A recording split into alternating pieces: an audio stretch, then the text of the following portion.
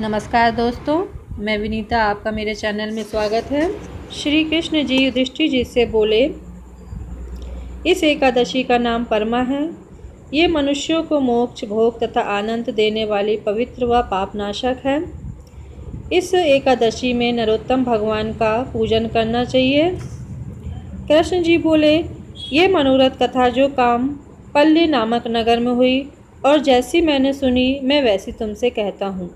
इस नगर में सुमेध नाम का एक अत्यंत धर्मात्मा ब्राह्मण रहता था। इसकी स्त्री भी अत्यंत पतिव्रता थी, परंतु भाग्यवश वो अत्यंत दरिद्र थे। अनेक मनुष्यों से भिक्षा मांगने पर भी उसको भिक्षा नहीं मिलती थी। इस कारण भली प्रकार भोजन, वस्त्र और रहने के स्थान तक नहीं मिलता था। उसकी स्त्री अपने पति के साथ अत्यंत कठिन से जीवन निर्वाह किया करती थी। कई दिन वे केवल उपवास ही कर लेते थे।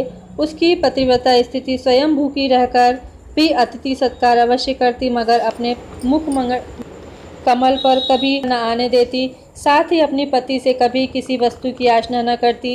यद्यपि उसका शरीर दिन प्रतिदिन दुर्बल होता जाता था। इस प्रकार अपनी स्थिति के दुर्बल शरीर एवं घर में अन्न का अभाव देखकर वह सुमेध नाम ब्राह्मण एक दिन अपनी स्थिति से कहने लगा कि हे प्रिय, यदि मैं किसी श्रेष्ठ मनुष्य से धन मांगता हूँ तो मुझको कोई कुछ नहीं देता। मैं क्या करूँ, कहाँ जाऊँ? बिना धन के घर के कार्य सिद्ध नहीं होते।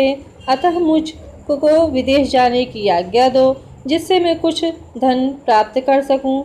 बिना उद्यम के कार्य की सिद्धि नहीं होती।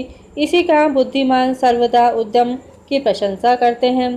पति के दुखपूर्ण वचन सुनकर वह सुंदर नेत्रों वाली स्त्री नेत्रों में आंसू भरकर तथा दोनों हाथ जोड़कर बड़े विनीति भाव से अपने पति से कहने लगी कि हे स्वामी, यद्यपि मैं कोई विद्वान पंडित नहीं, फिर भी आपकी आज्ञा से कुछ कहना चाहती हूँ, जिससे कि मैं आपकी और अपनी भलाई ही चाहती हूँ।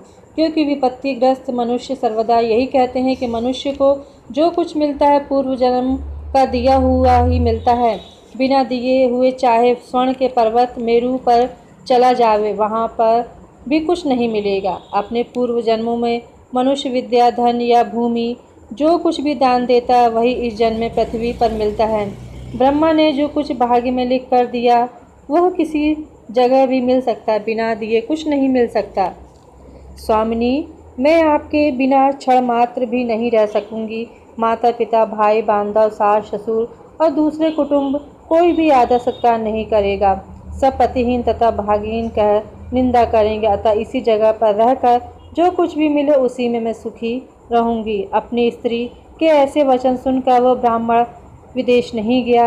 एक समय मुनियों में श्रेष्ठ कौटिल्य मुनि भाग्यवश वहां पर आ गए। उनको आए हुए देख सुमेध अत्यंत प्रसन्न हुए और अपनी स्त्री सहित शीघ्रता से बड़ी नम्रता के साथ बारंबार उनको नमस्कार किया और कहने लगे कि आज हम धन्य, हमारा जन्म आपके दर्शन से सफल हुआ। यहाँ आकर आपने हमको अनुग्रहित किया। हमारे बड़े भाग्य हैं जो आपके दर्शन हुए। ऐसा कहकर सुंदर आसन दे मुनि की पूजा की। श्रद्धा के साथ मुनि को भोजन कराया। उस श्रेष्ठ पतिव्रता स्त्री ने मुनि से पूछा कि हे महाराज, दरिद्रता का नाश कैसे होता है? बिना दान किए हुए भी दान, विद्या, स्त्री और दूसरे पदार्थ कैसे प्राप्त हो सकते हैं? मेरे पति मुझे छोड़कर धन की आशा में बाहर जा रहे हैं। मैंने उनको रोका है। मेरे भाग्यवश आप यहाँ आ गए। अतः हे महामुनि, कृपा करके मुझे कोई ऐसा उपाय, व्रत, तीर्थ या तप बताइए जिससे हमारा ये दुख दरिद्र दूर हो।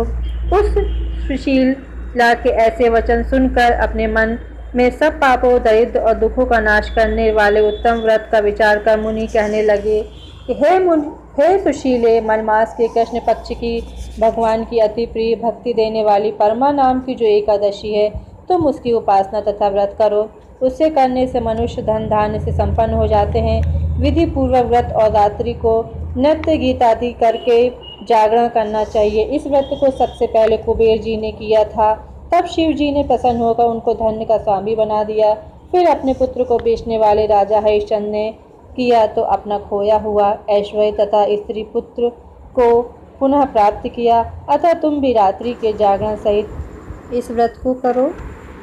मलमास की कृष्ण पक्ष की परमा एकादशी का जो आदर सहित व्रत करते हैं वे समस्त पापों से मुक्त होकर विष्णु लोक को प्राप्त होते हैं। एकादशी व्रत महात्म्य कथा समाप्त। जय श्री हरि विष्णु।